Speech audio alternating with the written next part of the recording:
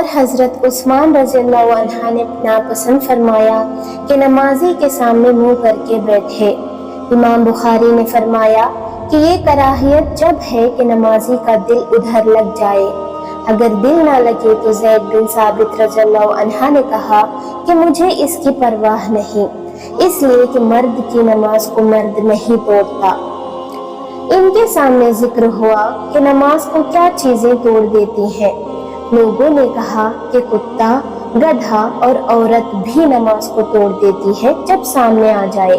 حضرت عائشہ رضی اللہ عنہا نے فرمایا کہ تم نے ہمیں کتوں کے برابر بنا دیا، حالانکہ میں جانتی ہوں کہ نبی کریم صلی اللہ علیہ وسلم نماز پڑھ رہے تھے۔ میں آپ کے اور آپ کے قبلے کے درمیان یعنی سامنے چارپائی پر لیٹی ہوئی تھی۔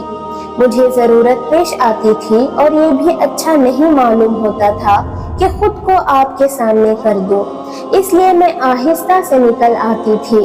عامش نے ابراہیم سے، انہوں نے اسود سے، انہوں نے عائشہ رضی اللہ عنہا سے اسی طرح یہ حدیث بیان کی۔